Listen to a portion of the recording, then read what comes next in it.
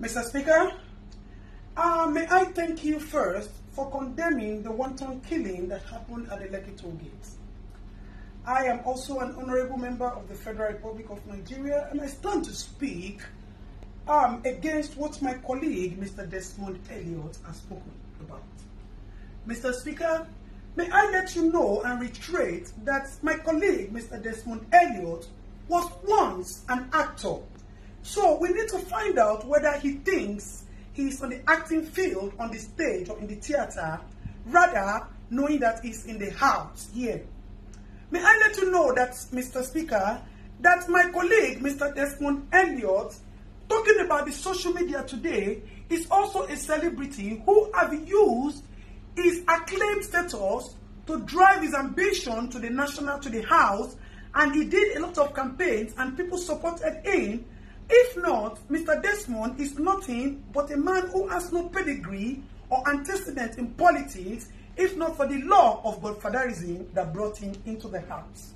So for such people, it is expected that they betrayed your loyalty that has been vested in them and the trust to come to the house and defend the fellow youth. Mr. Speaker, I am also a youth, and I understand the crying out there.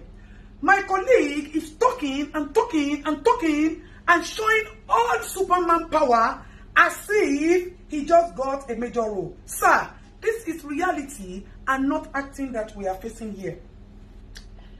Mr. Speaker, my colleague spoke about celebrities and actors. May I let you know that these people or this social media that my colleague is talking about is the new judiciary system of the Federal Republic of Nigeria. This is where matters are being deliberated and attention is being gotten to our little problem, since the local government as an angle of the government is not functioning and has not been functioning. So an average Nigerian citizen do not have access to reach his leaders to express his problems and get immediate attention. Mr. Speaker, like my colleague said, in the next 5 years, if we continue to look at Nigeria, there will be no Nigeria today because you politicians would have looted all the funds in the system and the children will have nothing. And we will not wait until the next 5 years for us to speak out. That is why we are running the era of Sorosoke. We are no longer keeping quiet for you unscrupulous, men without integrity, unidentified, physically identified looters. May I put my words clearly, Mr. Speaker? Because our politicians have turned to broad daylight looters. They have turned to broad daylight robbers. They have turned to broad daylight liars who have no integrity, like my fellow colleague, Mr. Desmond Elliot. And I am suggesting that we look for the nearest psychiatric hospital to check my colleague in for immediate attention, as we do not intend to lose him to some of the people who have died in the Lekki toll massacre. Let me thank you for your intervention. Mr. Speaker, may I also plead with you that the issue of the Oba of Lagos is so alarming and shameful to us as youth. Àwọn Yorùbá ní pé tí ọwọ́ ẹni ò bá ti tẹkù ìdàsà, a kì í bèrè ikú tó pa bàbá ẹni. The act of Oba of Lagos has shown that there needs to be proper investigation to his character and person and how he relates with people in his area. The office of the Oba is supposed to consult with the oracles and our ancestors when there are troubles in the land, so we can provide solution. Rather, the office of the Oba has turned into a storage of dollars and palliatives, and that needs to be questioned and properly investigated, sir.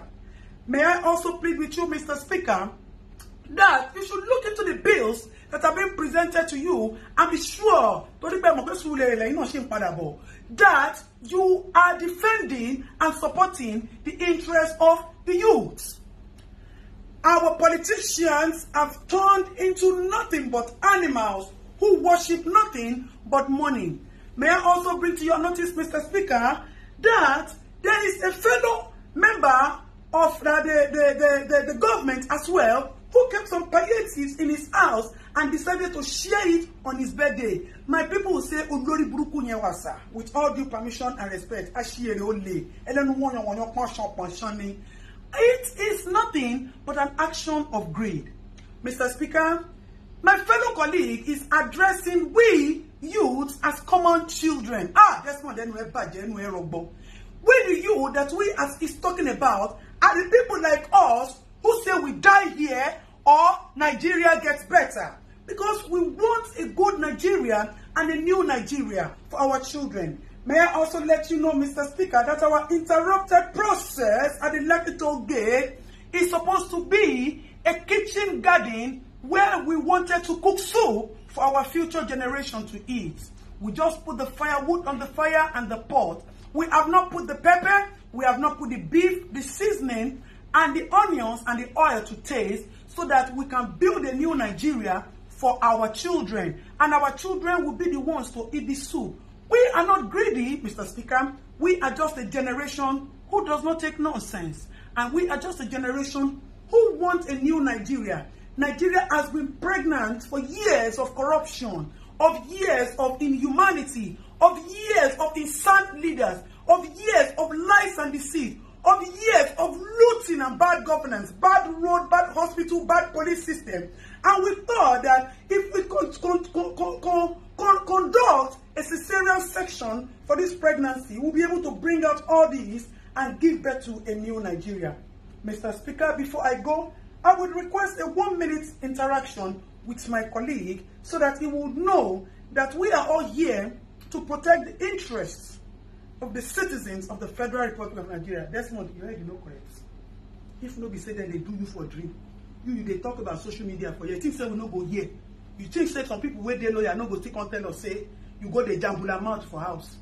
Be careful, make you not begin to see people like us for your dream. Make you get very, very careful. Meanwhile, me and you will go see jam for Suliri. Make I face, make I tell you, not the way if you do me. But Gabi Amila, Oga, na my baboko. So you know go there, anything will happen to me. You see, say confidence me. Mr. Speaker, thank you very much, sir, for your little 1-minute time. Mr. Speaker, before I go, I would want to plead with you not to sign, to use your good office, not to sign any bill that is against the interest and the benefit of the public. May I also let you know that we seek justice for the people who have been killed. Mr. Speaker, I know that your office still has some powers to do some things because as it is, our governor too looks like he's not okay. He is mentally disabled because today he will say A, tomorrow he will say B. And as my fellow colleague who is not here today said, Papa, he said they have removed the engine, they put B2 tomorrow, and they put DAF next tomorrow. So the engine of our federal governor is not properly okay and also needs to be checked so that we can know the truth of who ordered the massacre killing, why he ordered the massacre killing in Lekki, as there was no iota of crime recorded in the case of Lekki. Mr. Speaker, with all due loyalty and respect, I would appreciate if quick intervention is quickly given to our governor, Governor Sanwo-Olu, as that man is not okay. And we can advise him that he should step down since he has admitted that he committed the mistake and the blunder. Mr. Speaker, thank you very much for giving me the audience. We appreciate your office and we pray that you distinguish yourself from all of that, even though you also have your own past antecedents, which you have been forgiven because of the love of the little that you have been doing in the recent times to us. You have come to realize that government is for benefiting the people, and if you retire yourself, na Surulere they come. So if you don't do well, you wait till your eyes see for Surulere afterward. Last you. Mr. Speaker, may I please appeal with you to help me tell my fellow colleague, Mr. Desmond Elliott, that all those washing basins he put in Lekki and he's using it for us to wash our hands due to COVID, he should come and pack it. If that is what he has done, that is making him to be jambula, talking jambula mouth, rough handing his mouth, he should come and take it because as it is, we are suspecting that there is no COVID. The government only used COVID to cash out on us. That is why they have not shared. Mr. Speaker, may I also plead with you that you should use your honorable office to help us bring to justice. I need to ask this question, Mr. Speaker. I put it forward to you, sir. Who is supposed to be prosecuted? The people who kept the palliative without sharing it to the rightful owners, or the people who looted the palliative warehouses and took food that are supposed to be your fundamental human rights, sir.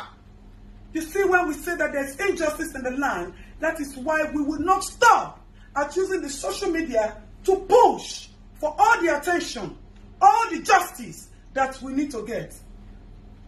Mr. Speaker, thank you for the time out. May I further reiterate that Mr. Desmond Elliot, according to Davido, one of the youth, has said that all the memories, the fake memories of acting that you brought to us, we have forgotten about it and you have been jeopardized with this single act of yours. So if you would tell Mr. Desmond Elliot to please check himself into the nearest psychiatric hospital, it will be very good, sir. I remain your Honorable Adeton, who stands for nothing but justice for the common man, as I am a common man and a citizen of the Federal Republic of Nigeria. So help me God, sir.